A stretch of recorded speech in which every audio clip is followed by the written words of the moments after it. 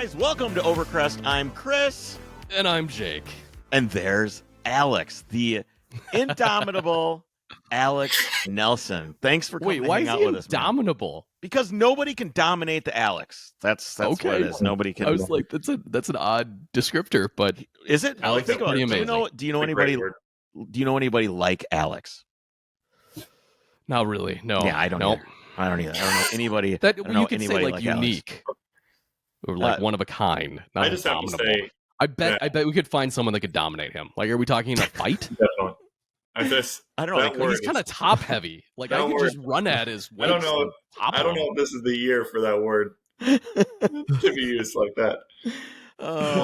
What's going on, Alex? Man, how's it going? For real, I think that you and I have known each other for a long time. Jake, you and I have known of each other at least for a very long time. And I would say that every single day we get busier. And so I just have to say that it's a wonderful day when I get to have a call with you two and talk. This is just great. Well, likewise, and you have some really, really cool stuff going on. So we're really excited, and I hope all our listeners should be very excited to hear from you as well. Yeah, and it sort of goes hand in hand with, I do want to touch at some point on the absolute lightning strike circumstances of Chris and I knowing each other, Chris and I working together, and then kind of going our separate ways in careers, and then meeting back up at FCP Euro for the 2023 rally. And it's crazy. It's crazy. In a completely unrelated way too. It's not like I was like, "Hey, Alex, you work at FCP Euro now. It's insane. It's insane. That's so hopefully we'll talk serendipity. About that. Yeah, we'll talk about FCP Euro and stuff for sure. One thing I was thinking about, like, what you were on episode number 1 or 2. One? Yeah. One or two. You were on. You were like back when I thought the podcast was going to be this. I'm going to have a different person every week, and then I went, wow, that's going to be impossible. I don't know that many people. So then it was literally like the chat. I think I was in you. Okay. So sometimes the Chris effect is like a iPhone keyboard wiretapped into a brain in a jar is like, that's the effect. And so I was watching that happen, and it was like, what should I name the podcast? Me. And before I'd even gotten like the next thought in, you were like, over rally Crest, Overcrest. Let's name it Overcrest. And then like 5 days later, you were like, hey, let's just have you on the show. And that's so funny. Jake can definitely relate with that. With the you're talking about the stream of consciousness of me. Yes. Exactly. Which Yes, constant. We've actually had to put a taper on that with our text messaging. I've told them no, and like we've it's be like, I'll call them out, be like, nope, stream conscious, put it in an email. Yeah, it is. Yeah, it's crazy, but that's why I love you guys, and it's cool to come full circle and be back on the podcast after so much has changed, and I've moved, so far away. It's great to be able to just do it. So yeah, I think that like Chris and I have only known each other for 6 years, I think. Yeah, 6 something like that. 7 years. Since you were like you were 17 or 18, like however. Yeah, inches shorter. Yeah. But it feels like I've gone through like 3 different careers, one of which was with Chris, and so yeah, circling back is great. Yeah, I think this is your 3rd time on the podcast, and one thing that we've always done is talk about what are you doing, what are you up to, and I really want to do that too. But I was thinking about what I really wanted to talk to you about, and what are the unique things about Alex. And when I think of Alex, and I try to step out of myself and out of the friendship thing that we have, and I go, what defines Alex? And I think beyond, everybody knows you're really intelligent. We all know that. That's a compliment. Sure, of course it is. You're brilliant. You're the smartest person I know. But beyond that, I think one thing that sets you apart is your drive, your work ethic, and your desire to constantly be learning something new or mastering the thing that you're already doing. And I think that, like, when I think of Alex, I think that's what I think of. I think that's one of the keys to your success is that you're very, very good at that. I'm trying to figure where do you think that come from? Did it come from? My mom. Okay, so I knew that. I think. How did she instill that in you? Tell us about your mom a little bit.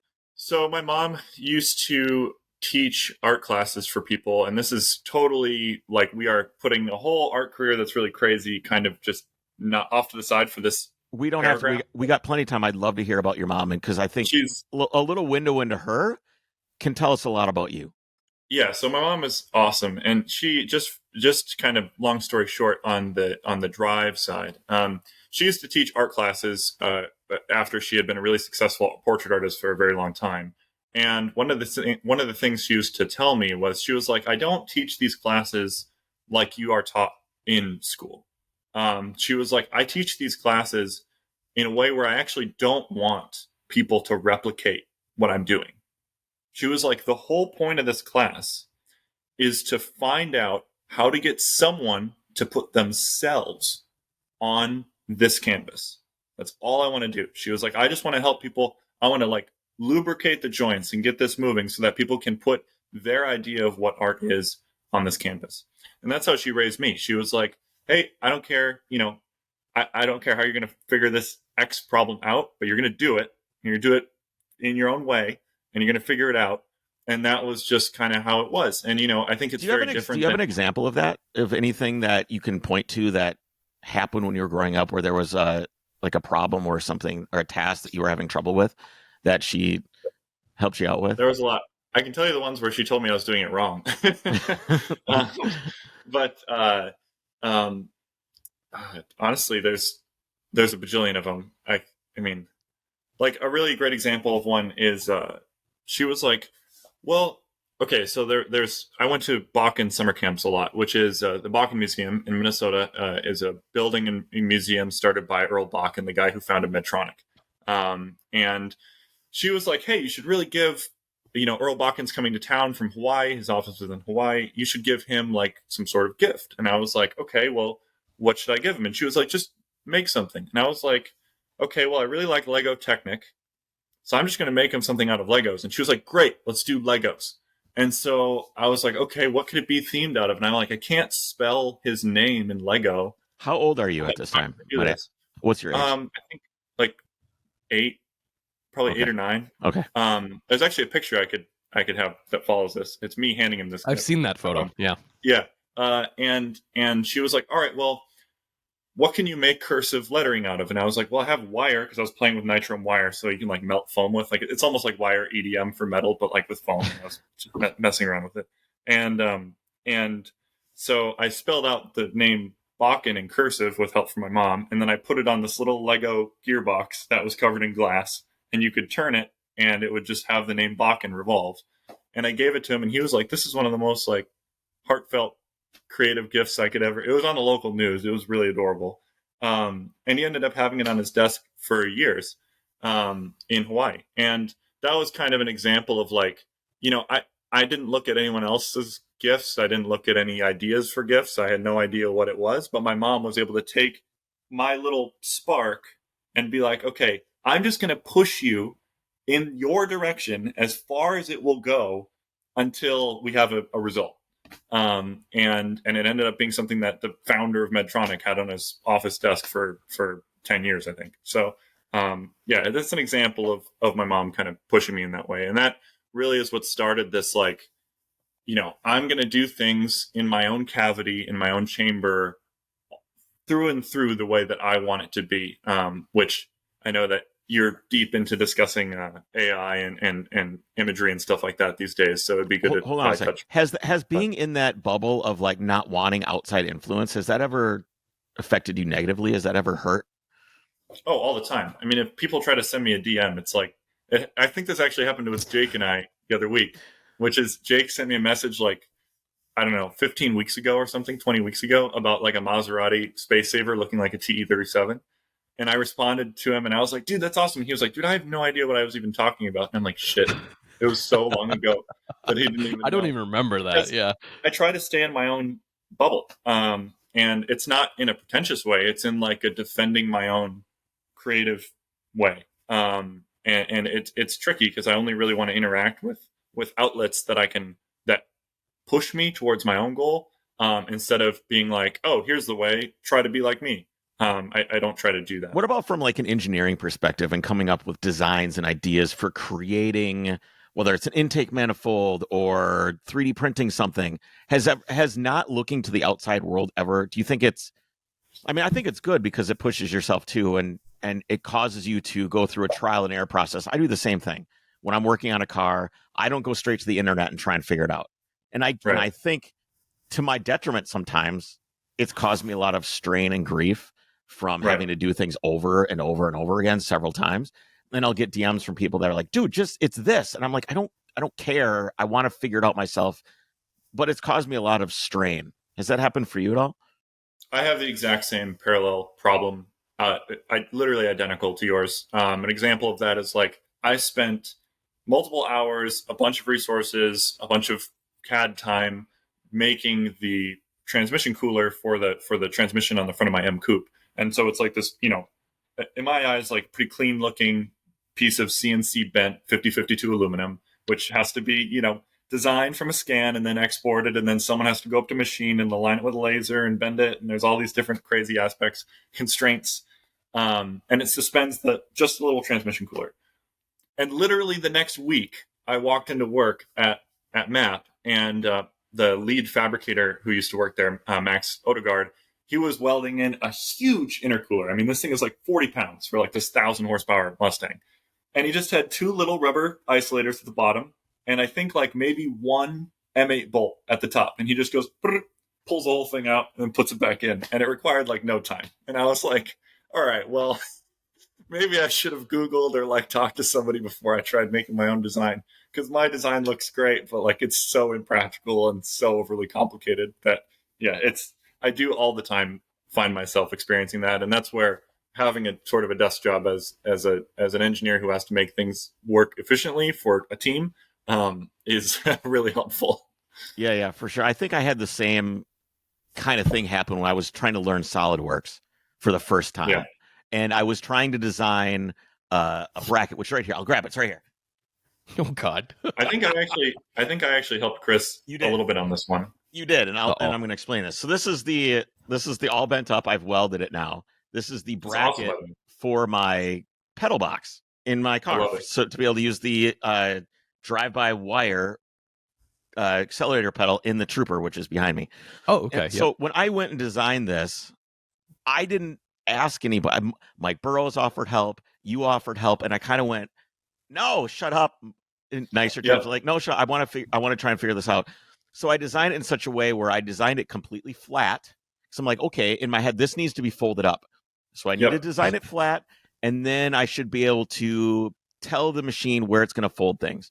And technically, I think that was okay, but it was the really dumb way to do it. It was like the old way to do it. And then I find out that you can just like, you can do it in a 3D way where you just grab pieces and just start extruding them and move them around. And it took maybe, and obviously you helped me like finish this up and clean this part up where it could be made. But I think making this part took probably about 45 minutes. Whereas doing it the other way where it was folded flat took me like hours. I'm sitting there just kind of like just dragging, like trying to get everything just perfect. Oh my God, it was horrible. And if I just would have went and watched one YouTube tutorial on how to use SolidWorks, I would have 100% just went to the right way to do it. But doing it this way and learning and failing, I feel like I know SolidWorks and everything a lot better because I had to do it over and over again so many times. So it has like, not only that, you're learning the fundamentals behind it, right? Because chiefly your design language and what you wanted, it was the end result. There's a really, really good sculpture that my mom always used to show me. That was, and it's so Midwestern pragmatic of her to show me that. But there's this sculpture, I believe it's in France, of a urinal. And it's just a urinal on display in an art museum. Like there's no badging, there's no logos, it's just a urinal. Can we use it? She was like, look at this shape. Look at how beautiful this is. And I was like, what do you mean it's urinal? And the older I get, the more I'm like, oh, that was someone's design that never had to be elegant. It never had to be anything. But because of the time and the constraints and what this person was thinking and where they were in their life, they actually made a really clean, really pretty design for literally no reason, just aside from being themselves. And I love that. I love that there was no interference between, hey, this is what a urinal looks like in my head, I'm just going to make it the way I want it to be. And there's no sort of fixtures and doodads and things bolted to it that, maybe a larger company would do. Well, that's industrial design from another decade, another period of time where things were a little bit. How do you deal with that? How do you deal with the aesthetic of something and the fact that you still need it to work and get it done within X time frame? So you can't spend hours and hours making it visually exactly how you would want it to be because it's got to function first. Yeah, I think there's two sides to that. The first of which is, just from a CAD perspective, and I think this should help a lot of people if they're in the middle of this struggle. CAD is a lot like driving a manual car.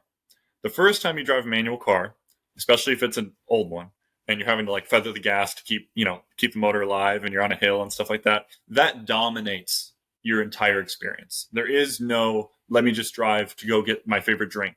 There's just, oh God, I have to drive this car. And that's step one. Yep. And then I can go get my favorite latte or whatever.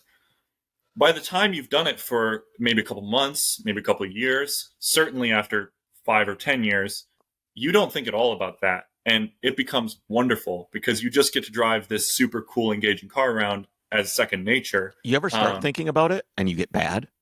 You start thinking about it and you get bad. CAD is the exact same way.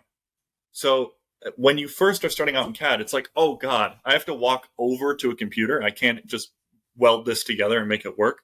And once it becomes second nature after 6 months, a year, 2 years, 5 years, you start to realize that it can just work with you. And that's when that's sort of, I think, where I was at maybe like 2 or 3 years ago for the first time. And now it's like, okay, well, I can just make it look how I want and make it in a reasonable timeline quickly. And once you get to that sort of fluidity with CAD, it really becomes a joy. It's just like playing a video game. I mean, like, I'd rather pick up SolidWorks than pick up COD. That's just how it is these days. Yeah, I've found that flying drones has been directly tangential to being able to play video games. Yeah, like other than crashing them every once in a while, it's one of those things that video games has helped me out with a lot. I was thinking about like your trajectory of when I met you. What you were working on was something called Airworks. Yes. And you had an E36 M3 in white, which this is the period of time where no one cared about them. The E36 was like, all those cars is cars that have door cards that are falling off and dashboards that squeak. That's it. That's all an E36 was. And you bought your car, I don't know, I think it was like $4 or $5 grand or something, wasn't it? It was pretty cheap. Yeah, I think it was like $7 grand for like the cleanest, interior restored, perfect, repainted E36 M345. It was crazy. Yeah. And that's right when I met you. And I remember meeting you for the first time in the parking lot over by the river. And you were walking around with your camera, like shooting and taking pictures of things. And the photography was kind of what brought us together. And then you started, and I remember just being like, what the fuck is this kid doing with this little circuit board with his air ride? And I just didn't, because I didn't know you, and I didn't know how much drive you had to complete and push through things. Because most people would start, I wouldn't even start that. Right. I wouldn't even start it. Kudos to you for like being a big push to like continue to do things like this car over here, the white car and this trooper. You're an inspiration to continue forward on that. Thanks. But like just the Airworks thing in general, watching how fast that developed, but also when you were done with that, you were done. You were like, I'm done. That's all done. I'm moving on. And you just and you dropped it so fast and you moved on to another thing. And I've watched you do that a couple of times because you're accelerating so fast. And then you got into college and you went to MSOE and on a full ride, which is incredible. Yeah, it was awesome. But it's one of the times that I've seen you struggle was when you were at MSOE. What was hard about that initially, and how did you overcome what were the challenges and how did you overcome some of them? So starting from Airworks, for people who, I mean, I would assume 99% of everybody who's listening to this doesn't know what it is because it was not marketed in any way. It was just me tooling around in my garage. But basically, I remember being like, dude, let's do this. Let's sell these things. Let's do it. And you were just like, ah. So there was actually this, it ties back into a funny story that my mom had told me at the time that kind of led me to stop doing that. But for the 99.999% of the population that has no idea what we're talking about, I wanted to put airbags on a car and still be able to track it and still be able to modify things in like a performance way, not just in a stance kid way. And the only way to do that was to either have $10,000, which I didn't have to blow on like super nice practice air suspension or anything like that at the time, or make it myself. And so I was like, well, how hard can it be? And this was another like, my mom just saying solve your problems situation. And so what I did was I just used an Arduino and a set of solid state relays. What's an Arduino for people that don't know? It's a microcontroller. So like, the bridge between your at-home shades, your smart home shades opening up, and your phone, there's a microcontroller in between that. So it's the bridge between physical things working in the real world and your computer. Okay. That's what Arduino is, but it's for people like us, for enthusiasts. And so you can write code in C. It's very easy to learn. And you can make stuff move in the real world. You can make robots. You can make whatever you want. Literally, as my friend Graham said, anything is possible. It just requires time and money. So that was the challenge. It was like, how can I do this on a budget and also do what I want? So I ended up learning how to design circuit boards in my senior year of high school, freshman year of college, just kind of on the side. And then I would make these breakout boards for Arduinos that could then allow you to control a normal like 8 solenoid pressure regulator. And then you could use whatever code you wanted to control your air suspension on your car. Two things. One, this is incredibly dangerous.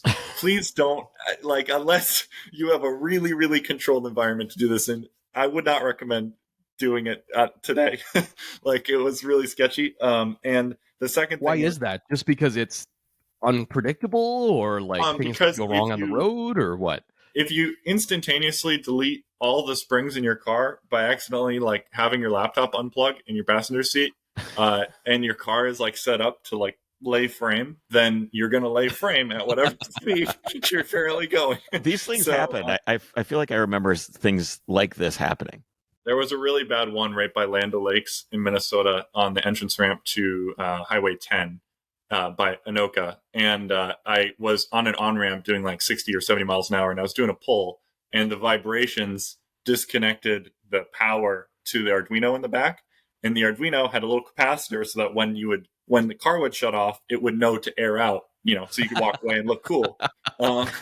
And I did not look cool because it decided to air out at 65 miles an hour on an on-ramp, and I lost all steering control, and this is a curved on-ramp. So I went up the curb over the median and just sat there looking like an idiot until I could pop the trunk and take it all apart. And, yeah. Oh, no. So that's the Airworks thing. Tell us what you were going to say about your mom with the Airworks. How did she convince you to maybe move on or not do it anymore? If you go to, so I don't know how I would react if my child was making their car go up and down, which is clearly super dangerous, with a laptop with a bunch of code. But if you go to the last video on my YouTube channel from ages ago, of the Airworks system working, she gets in the car and she's screaming with joy because it's working, because she knows her kid isn't going to become a drug addict or something because I made something work with a car. And so that's really it. She was just, it's like the Bakken Lego thing. She was just really pushing me in my own direction because she knew that direction was safe. Maybe not safe in terms of cars, but safe from a 10,000 foot perspective. Right. But back to your question about MSOE. MSOE was really difficult for me, hugely. I think I remember we were in Utah, and I was pretty much breaking down crying in your 911 on the DOS Yield trip because I was having the best time of my life, but I knew that in a couple months I was going to go back to school and it was going to suck. And really the reason for that, and I'm sure many people listening to this podcast and yourself, Chris, and you, Jake, find it difficult to be a creative in the funnel of education. And mechanical engineering school is the epitome of that. I mean, it's okay, everything you see on the cover of this textbook, spaceships, race cars, everything, you can look at those, but then on the inside of the textbook is the exact opposite of that in terms of inspiration. and it will be everything that you've never wanted to touch. It's like opening a meat cellar filled with spiders. Like it's the exact opposite of what any reasonable human being who enjoys life would want to do. And you do that for 4 or 5 years, and I mean it really takes a toll on your creative side. And especially not having a garage to work on cars and not, doing any of that creative stuff. But it's humbling, It's like, Is that okay, intentional as educators? Are they trying to it's super prepare you for intentional. something, or what? Why is it like that? There's been a couple times in my career where it's like, oh shit, I didn't do the thing that I need to have done at 10 a.m. for this whole company to move forward. I guess I'm going to sit here at 10 p.m. and grind this out for the next 12 hours and not think 1% about my personal well-being, or anything like that. And that's genuinely what college prepares you to do. And that's, some people have that naturally, which is why people like you succeed and have a podcast, and some people don't. I didn't. And so going to college was a kind of a way, for me to buck up and just learn how to grind through those things. Previously, I would just kind of avoid it and move on to something I liked, more. But now it's like, okay, hey, today you're going to design an exhaust for an Infiniti Q60, and you're going to have to put all of your work into it. I don't care about those cars really personally at all, but I'm going to knock it out of the park because I know I can. And that's really what college teaches you. I think it's just kind of an Olympic proving grounds for your brain, really. It shows you what you can do. College can make a Nissan V6 sound good. Is that what you're trying to tell me? I can. We did. That exhaust sounds great. Yeah, that's your takeaway. Was there? So how did, when you were in college, you struggled, but you changed your major, right? Did that help? I think you went from correct. one thing to another. I was studying mechanical engineering for 2.5 years, and at MSOE, MSOE is sort of unlike normal schools where, by the way, if you want, I would highly recommend looking up the Urban Dictionary definition of MSOE if you're listening. Don't do it while you're driving if you're listening and driving. It's very good. MSOE does trimesters literally. So it's like Calc 1, 2, and 3 in 1 year, or Mechanics 1, 2, and 3 in 1 year, which is insane. And we kind of, after 2.5 years, we were sort of getting out of okay, these are basic physics, dynamics, this is how you use SolidWorks, into like, okay, now you're going to take everything you've learned and apply it in huge ways. And for me, that was work, because I got a job at Into 3D in Milwaukee, and that was when I started working with scan data for doing CAD models and engineering parts for people. And I thought, well, I'd rather do this than do lab projects in MATLAB, which is, I don't see myself using that in an automotive career in the future, just because I'm more of a designer than, like a test engineer. And so I thought, well, what's the thing that engineers, especially in this program, struggle with the most? And that is industrial design and communication with both the customer and with clients. And so I thought, well, I want to learn more about that. So I switched from mechanical engineering to user experience engineering, which is basically like front-end programming and industrial design and data science and human behavior all mashed into one major. So does the ultimate version of that degree, the guy that's making the non-responsive touchscreens in cars? Yes. That don't work? No, it's actually not that. The ultimate version of that degree is when you're in the SpaceX capsule and everything is hitting the fan, and you instinctively reach for the right button to save your life, and then that button tells the computer exactly what to do to save your life. That is the epitome of that degree. It's analyzing human behaviors in the context of machinery and engineering in such a way that you can make it infallible. You can make an infallible system. And in theory, for example, in mechanical engineering, the saying is, well, the customer used the product wrong. We engineered it for this, they used it wrong. In user experience, it's, we need to make a better product because there shouldn't be any way that someone can screw this up.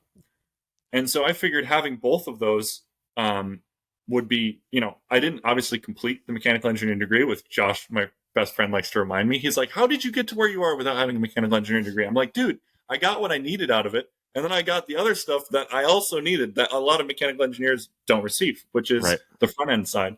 And having both of those actually went really well hand in hand, because now I can come into a place like FCP Euro or MA Performance and go, okay, I understand that your customers need this. and you want this, but we have to make it something that they can use and something that's friendly, and something that's easy to understand. And having all those skill sets together can make you a really potent engineer. These seem Do like you find that core. that's unique in your industry? Yeah, it can be unique. I think it's most unique because, a lot of people really like to be in their own camps, and be like, okay, me and my tribe, me and my club are correct in doing this. We're going to machine this with this design, and then you guys over there with your other design, you guys can screw off. I don't really think that's true. I think that everyone can add a piece to the pie, whether you're designing the front end or the back end of something. I think bringing all of that together is what makes a homogeneous sort of product experience. And so I think it is unique to kind of bring it all together and actually be hands-on. A lot of people who are managers of that stuff, I don't think really turn wrenches or get dirty or build things. And being someone who's hands-on with it, I think is probably the most unique aspect. The stuff you're talking about seems like the core tenets of UI design. You talk about an infallible system where the button is exactly where it needs to be, and you don't have to think about it. Although you've probably been trained a little bit, but maybe the button says, "I'm dying, press me." I don't know. Right.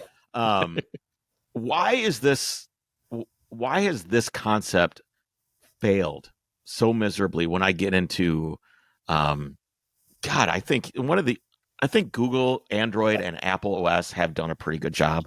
But when I get into cars, or I'm out and I get into like a light rail system, or I'm out in the world and I'm using things, whether it's a parking meter and you're trying to like put in your, like, the buttons aren't, like, things aren't, nothing ever fucking works.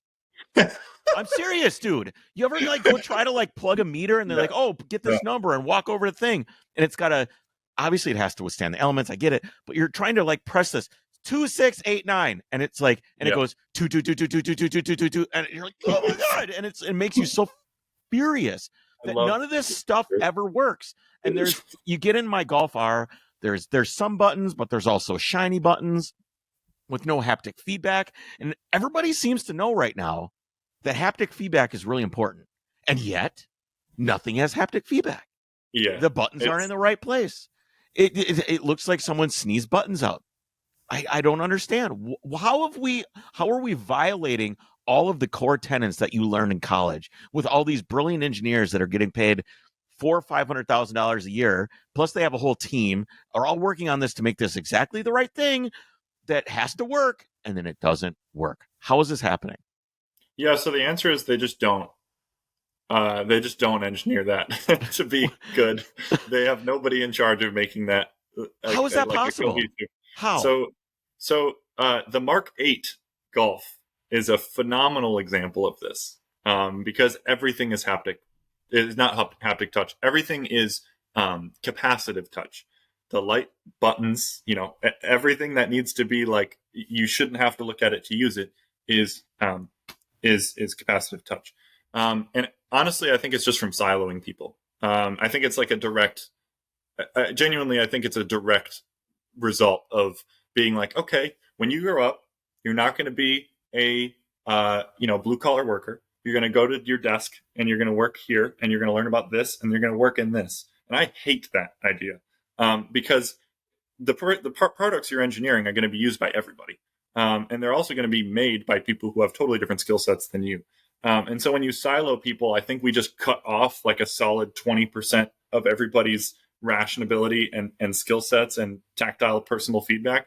And you end up with like, okay, I can design this really easily in this rendering software for it to look great for my boss. And then they can manufacture it really, really easily because it uses like 20% of this mold making machine's capabilities in manufacturing. And then we can sell it for really cheap. And then by the time you're done with like cutting off all of these, well, I guess I won't try that hard, you end up with the Mark 8 Golf controls. Right. And even though these people are like really brilliant at design, it's like we've siloed so many people in so many ways in terms of industry that it's inevitable to have an outcome like that. It's 100% inevitable.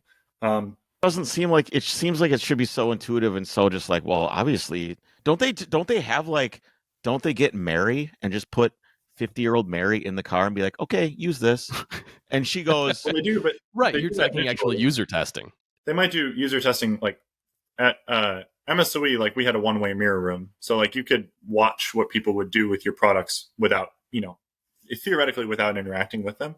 And that's data testing, but that's never, it's never in a real world use case. That was actually one of the biggest problems with me owning a Tesla, is that every single time I got in that car, when it had 50% range after I charged to 100% in 13 degrees, I got in it and I thought, as the window seal was not working because it was too cold, I thought, the engineer who made this car has never shoveled themselves out of 4 feet of snow in their life at 6 o'clock in the morning to go to work.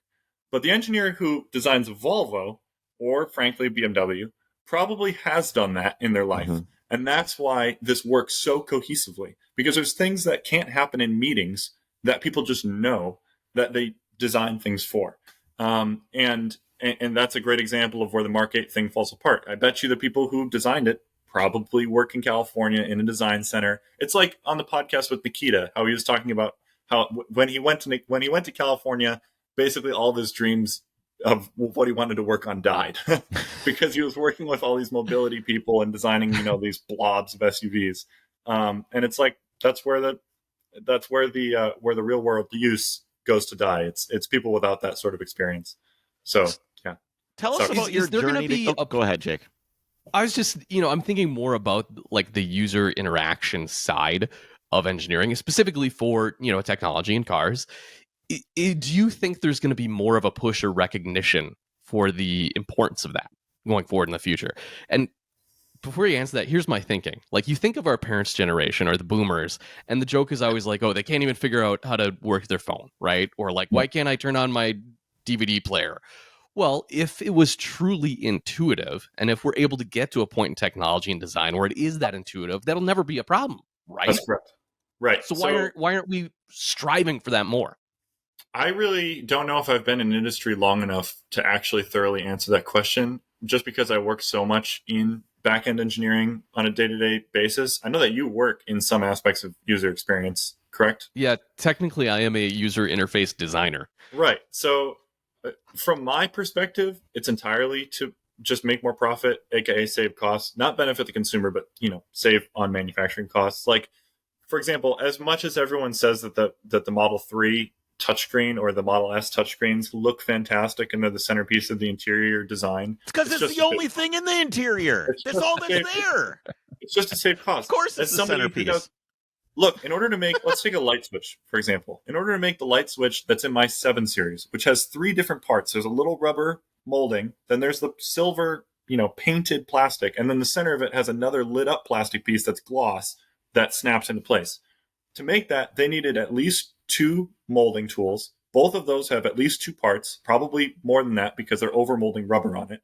That takes paying an engineer who probably makes $150,000 to $200,000 a year to design that mold tool. So take the model that someone designed and actually make the billet aluminum or steel cavity that they're going to pour the plastic into and injection mold it. Then have to pay someone to set up a machine to put that tool in it and have it ram these out at 100 every minute in a giant factory that they have to pay for. That's how they make that light switch. And it's insane. And I love that attention to detail. Putting a touchscreen in a car gets rid of 100% of that cost. It gets rid of all that factory. It gets rid of the engineer. It gets rid of everything. So it's obvious that would be the profitable choice. And there's definitely a reason that I have purchased intentionally a nearly 10-year-old car and not gone for something to match my Model 3, which I just had.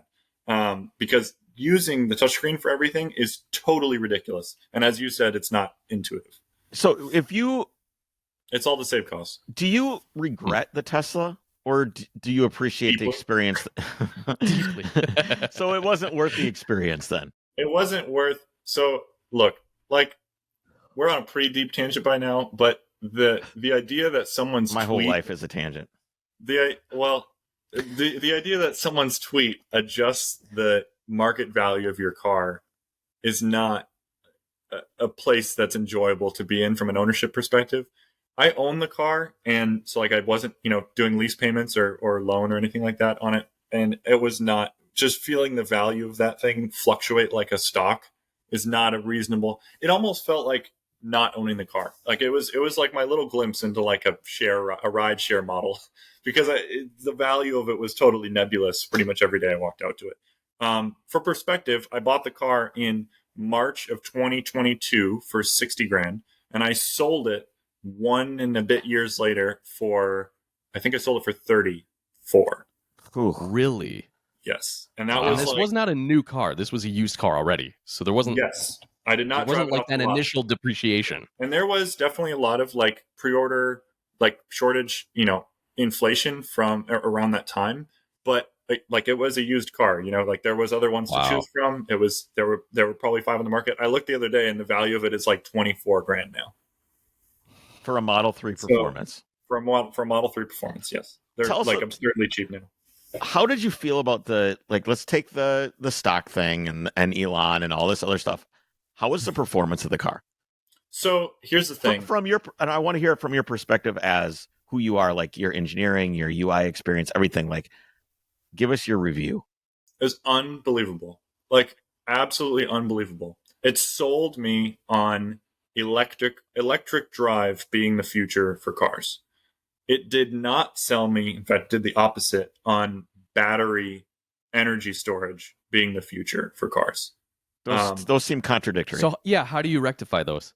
So the car can do a huge slide. I mean, it tells you, like, when you go into track mode, it says after using track mode, you must retorque the lug nuts to 145 foot-pounds after every time you use track mode. I've I mean, never done we're that after talking, drifting. We're talking like It's the serious, torque. It's the torque. serious physics Yeah. are happening with Yeah. this car. And there's pretty much no getting around the fact that that's so much fun. So having that just at any time is brilliant. For people who think I've only owned a Tesla and an E36 M3, the car before that was an Alfa Romeo Giulia Quadrifoglio, which I had to do an engine replacement on because I did so much stuff with it. I love that car. And so going from that to a Tesla was a really cool experience because it's like the most heralded, passionate, motorsports history brand aside from like Porsche. And then going to a Tesla. And the Tesla was able to honestly pretty much match the driving dynamics of the Alfa Romeo. I mean, it was incredible. I tracked the car. I did endless, like, really irresponsible things on the public road with it, as anyone would do in a 500 plus horsepower car. It was great. So the electric drive was wonderful. Like, not having to change gear, not having to do oil changes all the time, not having to service your ZF8 that has started whining. Not doing that was great. The battery storage part, at least in our part of the United States, which is, by the way, about 2/3 of the United States, didn't work at all. Like, it's just completely ridiculous. There's no way to keep enough energy in the car to support my daily driving, which was about 70 miles a day for my total commute. And that's super incredibly disappointing because the powertrain is so compelling, but the back end of using it is so frustrating and dangerous. Like, I remember Sammy and I were at a winter lights show, and I think it was probably like 8 degrees outside. And we navigated to this light show, and then I checked to make sure we were going to have enough navigation to get home. It said we were going to have like 18% by the time we got home. By the time we got back to the car, after a couple hours being at this light show, we then navigated to home, and it showed negative 1%. Okay. This is like Negative 1. This is like 11 at night. It's middle of a forest, middle of nowhere. We're in the sticks in Minnesota. It's freezing outside, like freezing to the point where like it will hurt you. And the car is like, you're going to be stranded.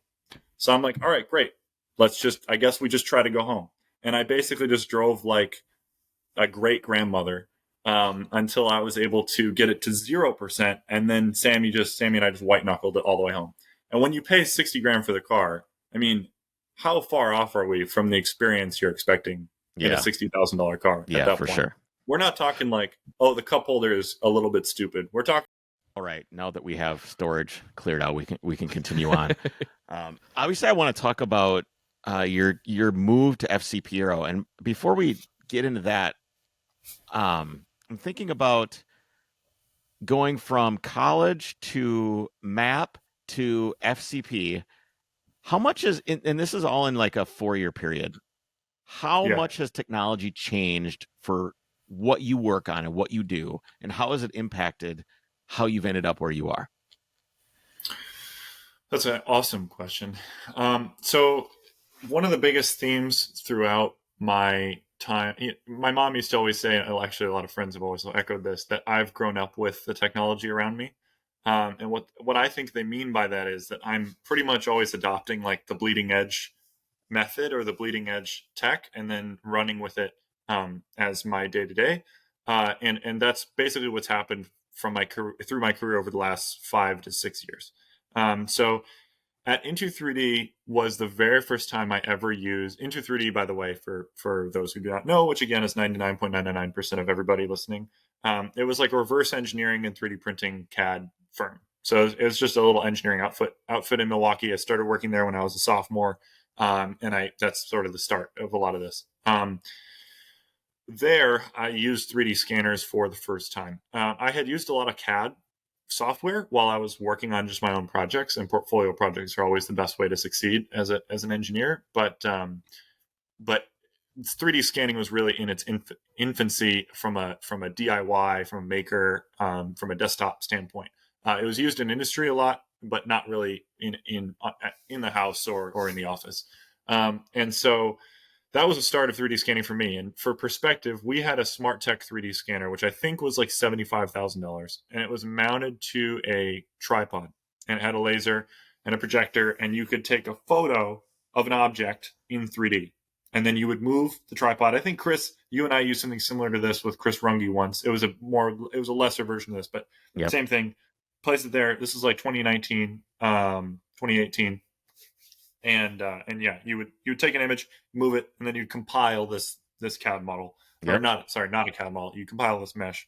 And now in 2023, I own my own 3D scanner, and it fits in a suitcase, and I can scan an entire bus with it if I wanted to, and take it home with me. And so that's the rate of progress we're at right now.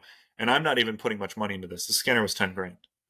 So that's the rate of progress in 5 years, 6 years, and it's still accelerating. And the back end of that is, now we're getting really nerdy, but the back end of that is the software to compile the data and manipulate the data. We're now starting to see that software is taking the same trajectory. Because So the licensing when used to be insane, right? The licensing to even use this. it's still insane, and now it's getting a little bit better. Actually, and not to name drop, but he's truly one of the few people I can talk really, really technically about this stuff with. Dmitry Orlov from BBI. Yeah, he's on the podcast.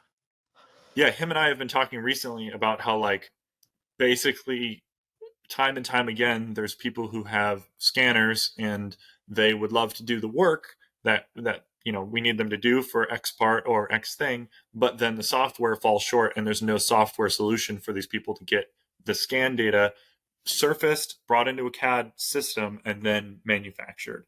And Is so this right is now, this some sort of gatekeeping? Like, why is this happening?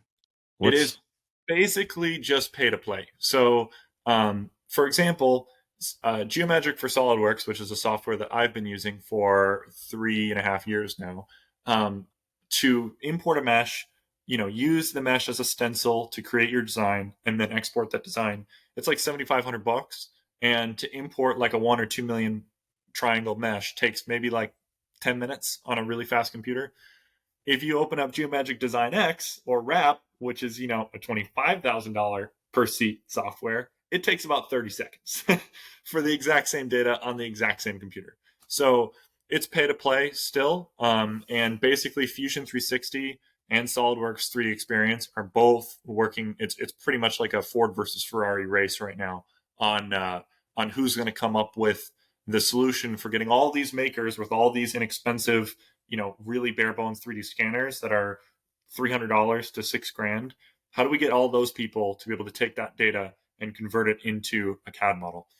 As I spoke to earlier, have kind of rode the wave professionally in coming to different companies, having them set me up with the, formally would be like either a CNC machining or a CMM inspection software, and then using that for my CAD modeling. And that's why I've been able to come into this kind of from the really, really high end side of like using Geomagic Design X, using Wrap, using SolidWorks. But I've been following what Fusion 360 has been doing because I use it for all of my CAM, which is computer aided machining.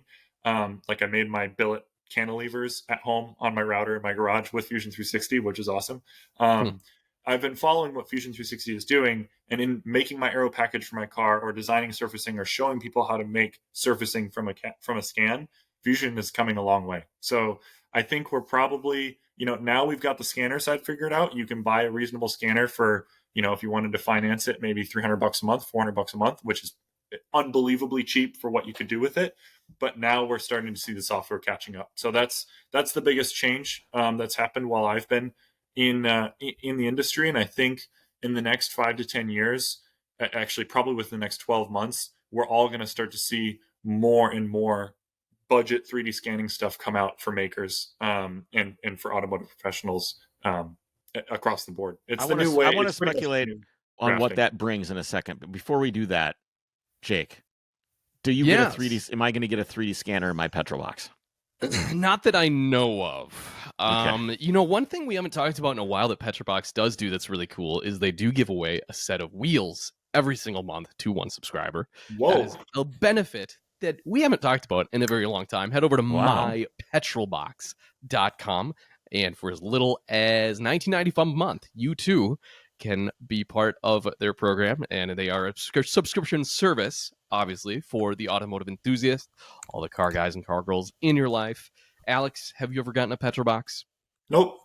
Well, it's not only a great gift for yourself, it's something great that you could ask Sammy to get you, because I'm sure, like us, you end up just buying everything you need when you need it. Right. And so when it comes to Christmas, birthdays, etc., well, can I get you? Well, how about rather than just a gift card, how about a Petrolbox subscription?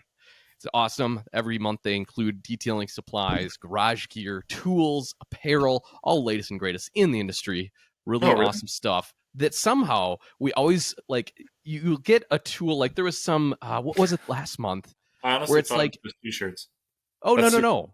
You will always get detailing supplies, and a lot of times it'll come with like a special brush for that particular chemical or whatever the application is. Yep. And then you will get t-shirts. Sometimes you get hats. There was a hoodie for Christmas. There was also and there's usually always tools.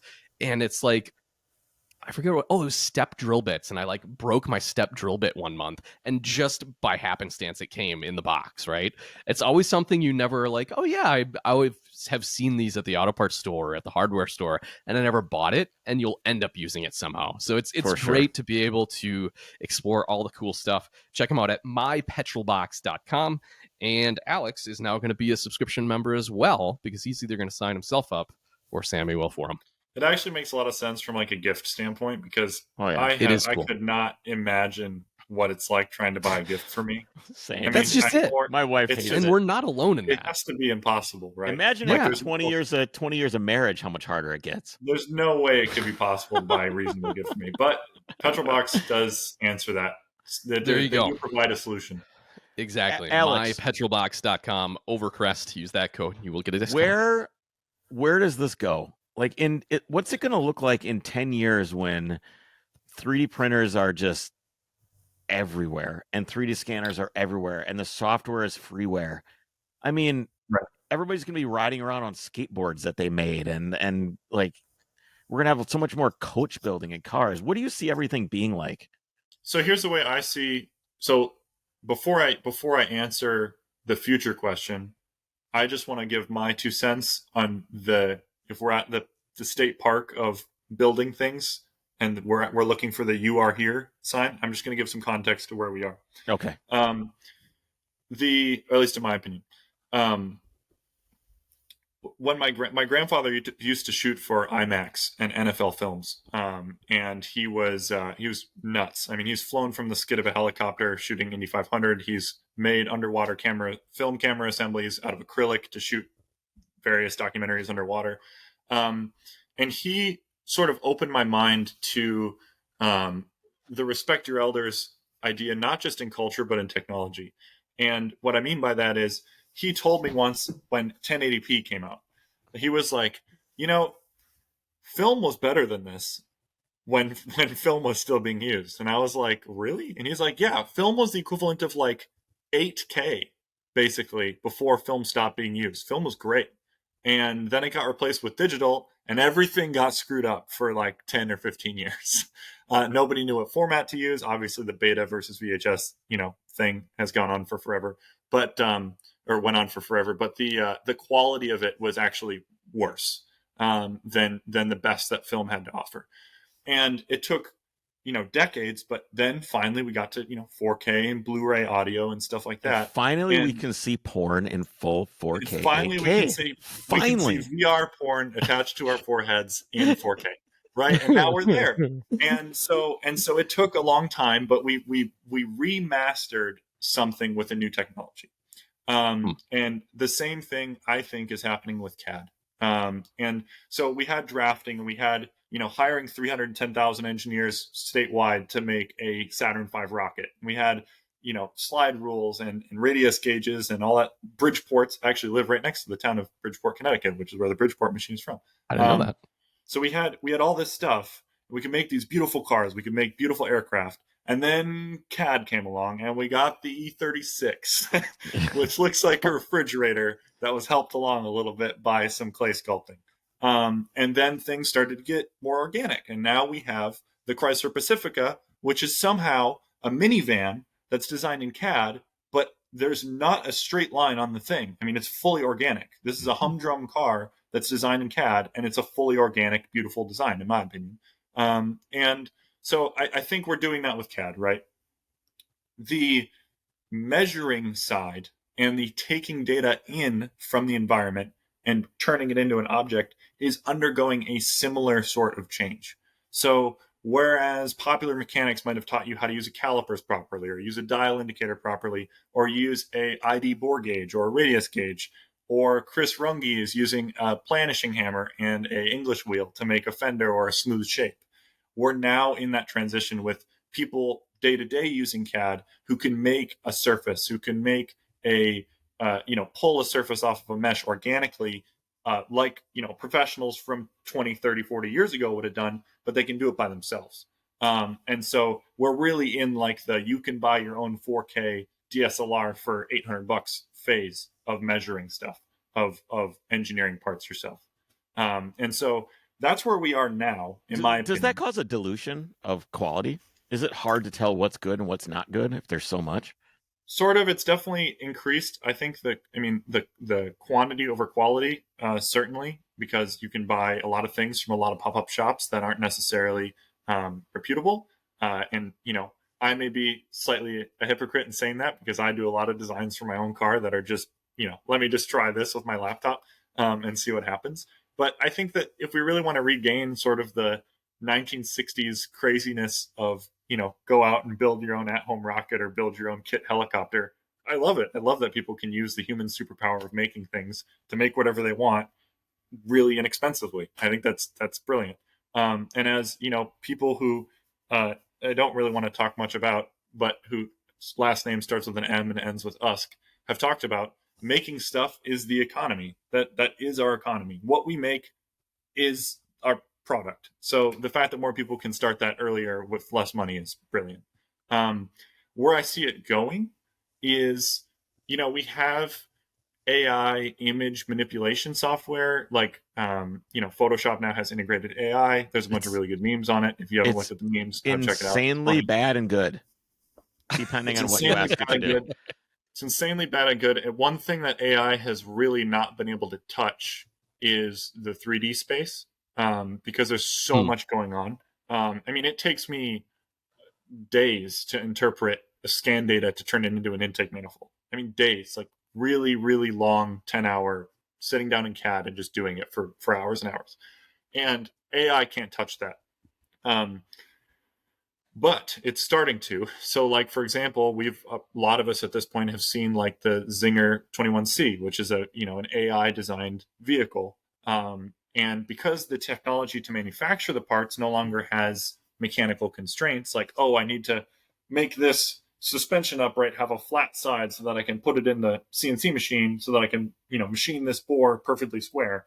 Now that we don't have as many constraints like that, the AI can really do whatever it wants in terms of design from a 3D sense. So I think in the next, I don't want it to necessarily happen too fast, but I think coming up very soon, we're probably going to see a lot of interaction between AI and 3D output with 3D printing. And every time an AI output is going to need to be manufactured, there will be a demand for a 3D printer. So the two are hand in hand. So let's take a look at some of the stuff that you've been working on at FCP.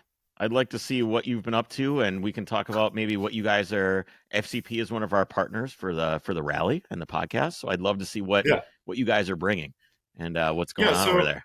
The how I got hired is a little bit of its own episode. And some of you might recognize or know of the Volvo 850 project that we've been working on. It is not a typical sort of, we put a livery on a Volvo 850 and called it, a touring car tribute. We really kind of went to the ends of the earth to see what we could do to make this thing a streetable version of an 850 touring car. And one of those things was FCP Euro had this P2 5-cylinder, which is the engine that I believe Porsche actually helped engineer. Unfortunately, I didn't fully engineer it, so it still makes no balls. But well, actually, that sounds completely like Porsche, to be honest. At least around like the early 2000s. Yeah. So it's a Volvo P2 motor out of a V70 in this 850, and they had a set of BMW V10 throttle bodies. They had one bank of the S85 V10 found in an E60 M5. And FCP Euro was like, well, shit, we have to put these on this 5-cylinder somehow in order to make this engine breathe, because it has like some terrible Volvo designed, probably designed for frontal crash safety. Yeah, they spent all their time on seatbelts. They didn't care. Yeah, exactly. So they wanted something designed to mate the two. And I was like, well, if you can fly me out to Connecticut, I'll get the data I need in a weekend, and I'll, bring me your engine bay back in my laptop with me, and then I'll design it remotely. How did they find out about you? How did you? Yeah, like how did that? How connection... do you exist? How do you exist in their world? My M Coupe, I think, has been basically my floating business card on the internet for the last couple of years, and a few people that I've known who work here. Jade Roy Huntington, one of our marketing social media guys, he had known of me for a while, and so he reached out and he was like, "Hey, we need an engineer for this project. Can you do this?"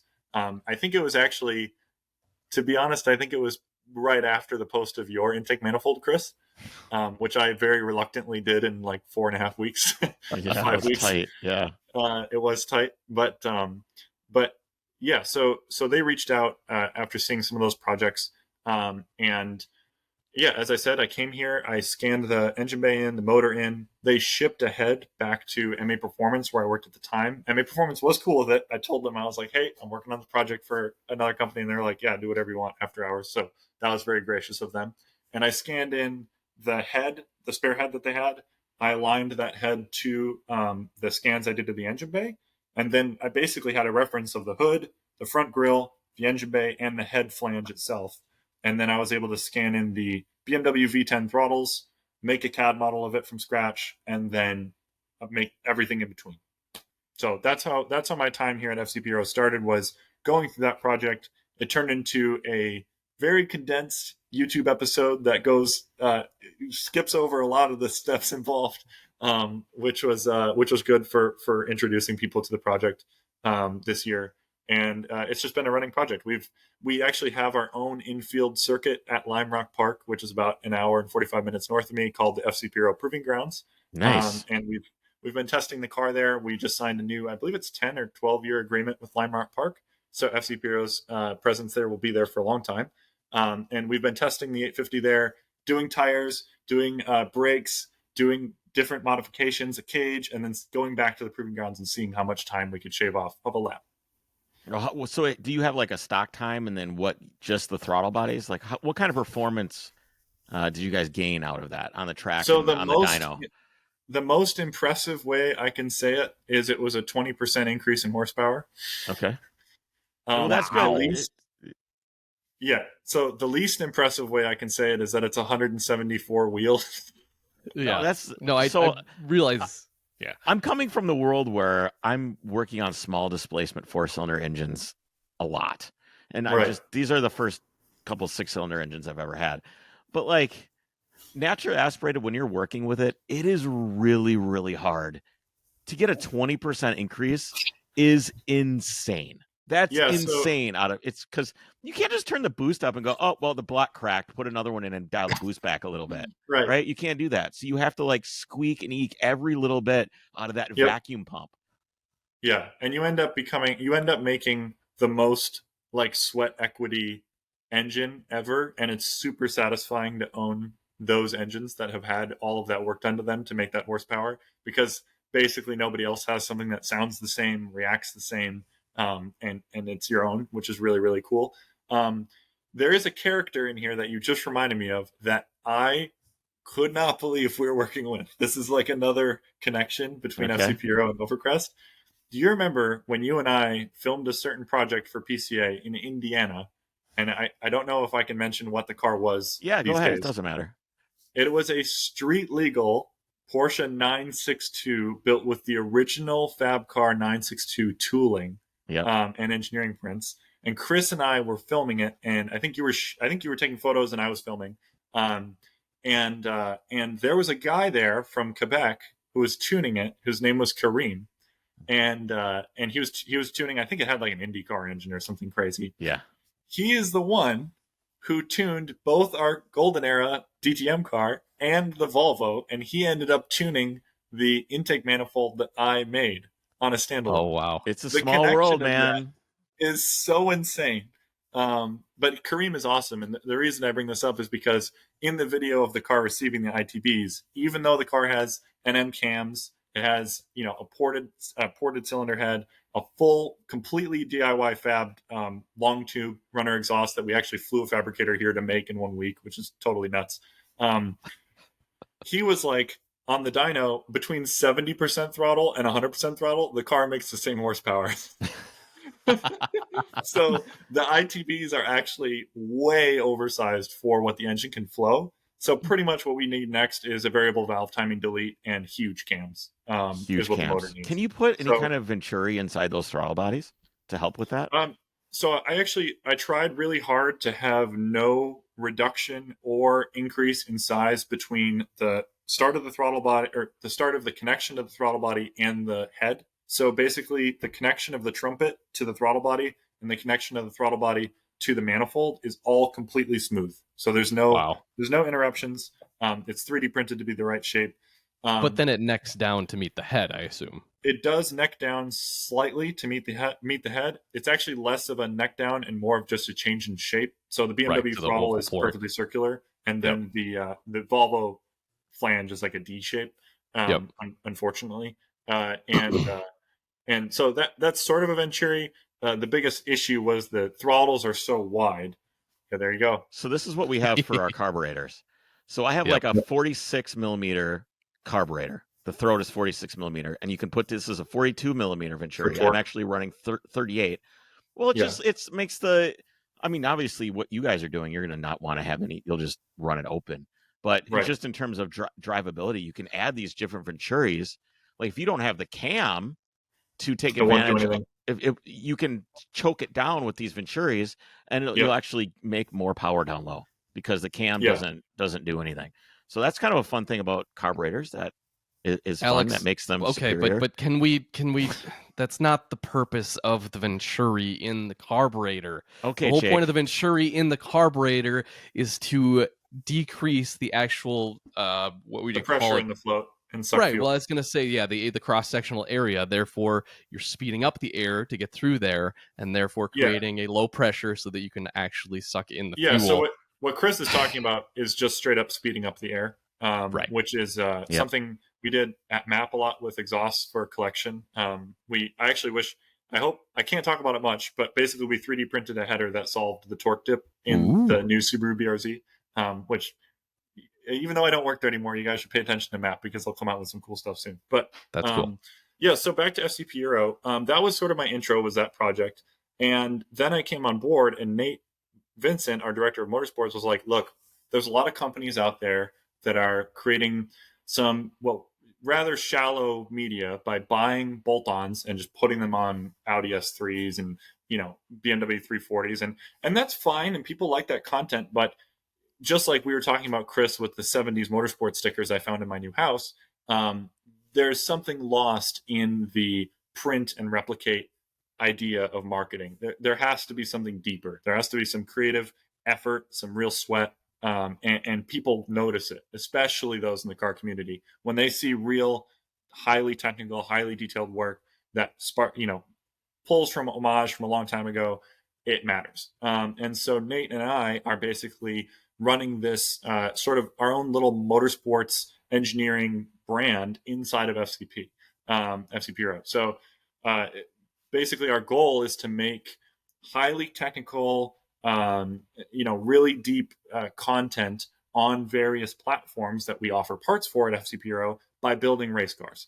So we're going to build, Nate already built the 190E, which was sort of proving this point that we can do this internally at FCP Euro. For those unfamiliar, the 190E is actually not a Kazi 2.316. It is an M113 AMG engine out of a CLA 45 AMG or GLA 45 AMG from like 2018 to 2020, that motor.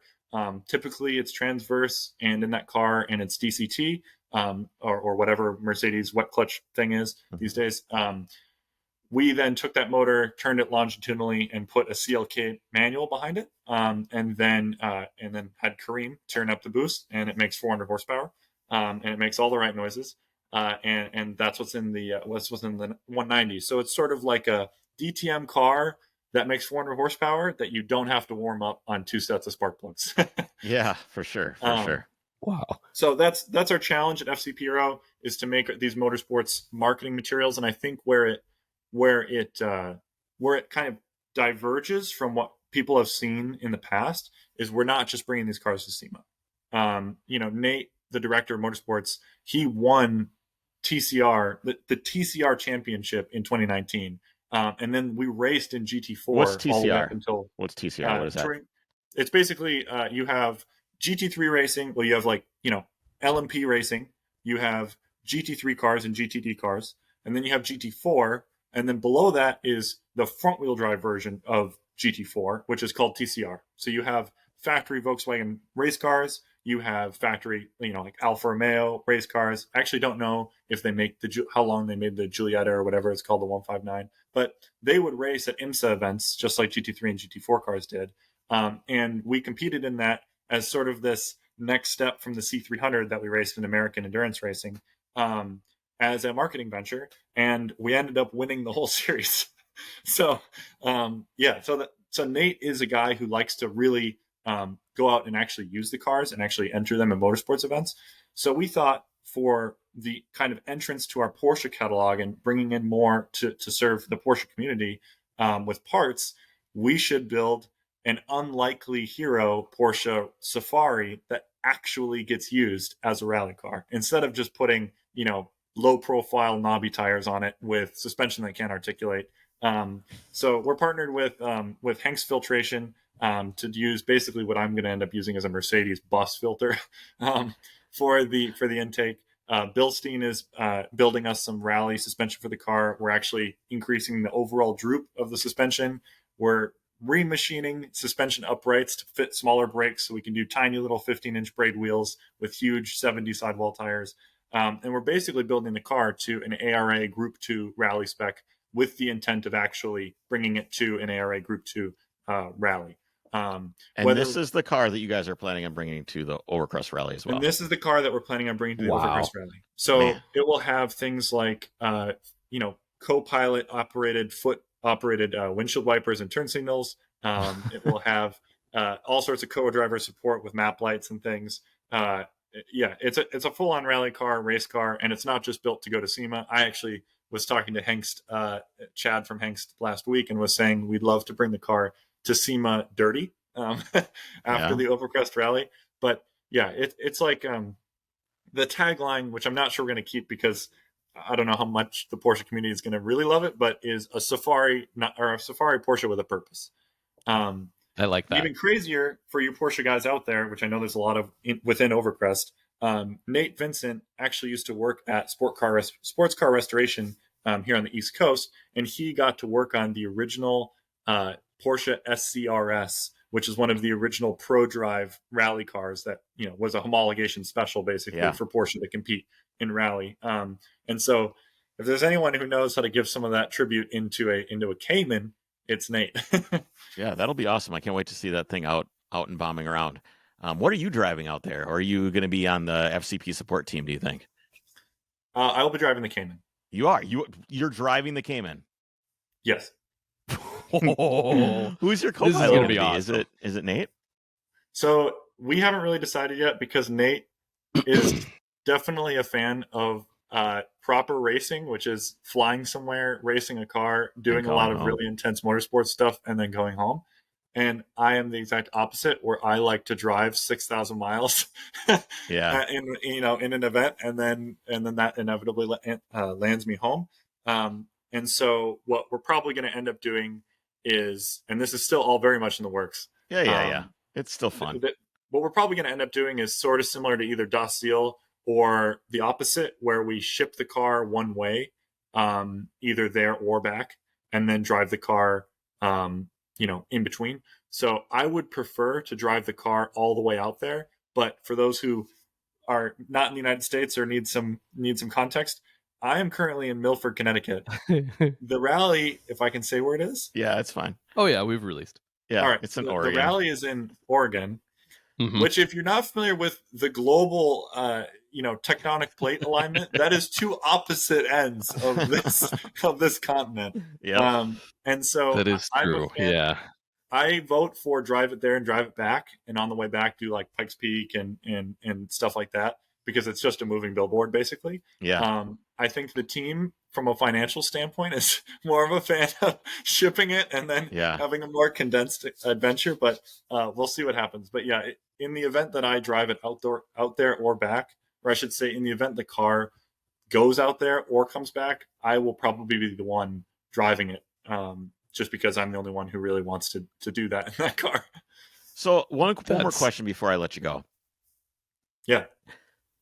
If there's someone out there that's a young kid that is struggling or whatever and wants to do what you've done, and you've overcome a lot of things. There's a lot of things in your personal life that have been very difficult, and you've done a lot of overcoming. What advice do you have for a younger kid that wants to do what you want to do, or is aspiring to do anything? That it doesn't have to be engineering, but what is your advice for a young kid? I would say first off, that I was not very good in school.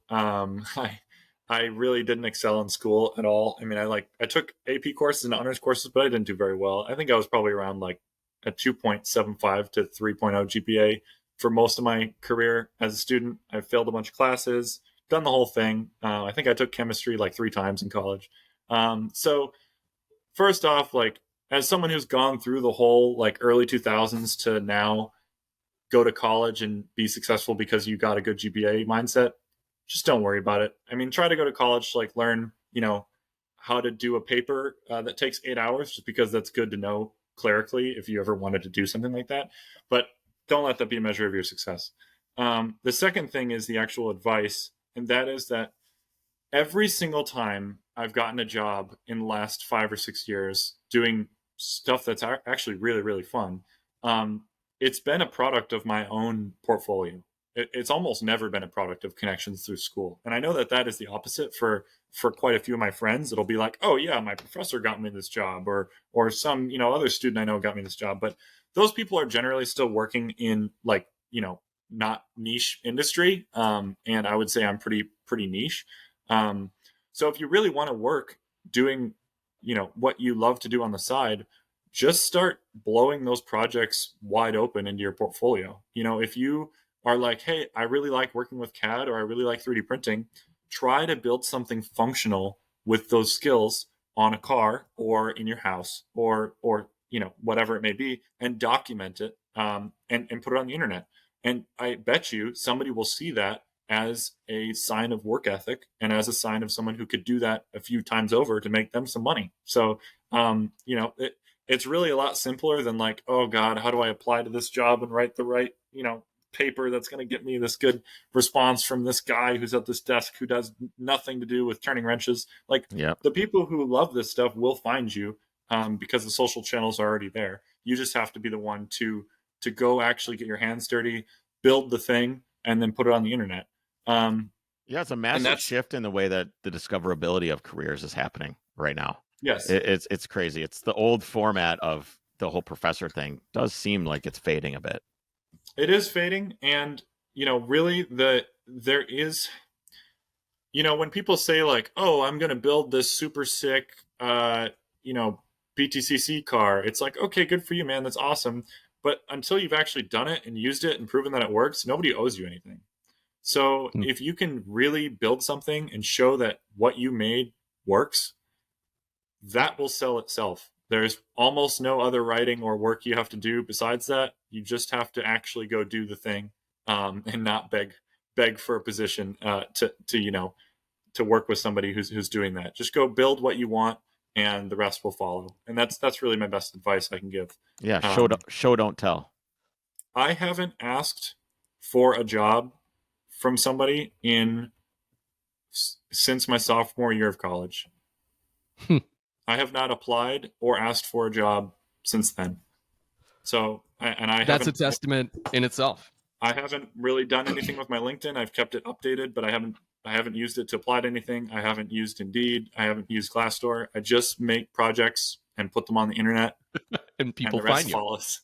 Yeah, I think that's a product of passion, and I think that's evident in everything that you do. And passion shows. Yeah, Alex, thank you for hanging out with us, man. Before we let him go, what have you got? Before we let him go, Alex, I want you to open another browser tab right now. Okay. What's that? And we're gonna go to autoanon.com, which is one of our sponsors. He can if he wants to. I just want you to do so. Automotive Anonymous, of course, is one of our sponsors, and in addition to their enamel pins, let's have him. Hold on. Yep. Can I just share my screen? Yes, you can. I think you can if you're allowed. If the program allows you, that is. Here we go. Okay, so Automotive Anonymous. Of course, we know about their enamel pins. You said you have one of those, Alex. So what I want you to look at is their collection of vintage motorsport posters. They're all original. These are not reproductions. Every single one of these is an original from back in the day. Oh, dude. There are some extremely rare pieces, which, of course, the value can show, as well as some really cool, affordable stuff. Look it kind of runs the gamut. Yep. This is a concept. This is all OG posters from back in the day. The owner does a really good job of valuing them. You see kind of the prices go all over the board, and that's because some of these are extremely unique and valuable. Oh, dude, look at the Benetton one. For all you VW kids that have a Benetton steering wheel, this is the poster you need to go with it. Oh, there it is. Yep. That's the multicolored Formula One race car. Nice. Very cool. Okay, so what's your pick here, Alex? There are literally hundreds of vintage motorsport posters. Right, we're gonna go Control F, BMW. Yep. No results. All right, let's pick the next best thing. Hold on. There's probably some BMW stuff in there somewhere. Oh yeah. I've always been a sucker for this poster. The kills bugs. The old fast. Porsche 9931. kills bug fast. Yep. I think it's such a tongue-in-cheek nod to the whole bug, conspiracy stuff too. It's just great. This is such a good. It's just a beetle. Yeah. Oh, I get it. Yep. You get it? Yeah. It's deeper than you think. Yep. So that's autoanon.com, or you can go over on Instagram. They're also Automotive Anonymous, or at Automotive Anonymous, I should say. You can also use the code Overcrest to get free shipping on any and all of these posters. Check them out. I thought this would be right up your alley, Alex. It is right up my alley. And you have just withdrawn, what's the average poster value here? $90? You've just withdrawn that from my checking account, Jake. Well, you've got some empty walls at your new place, so you're going to need... There you go. Yeah. This will be awesome.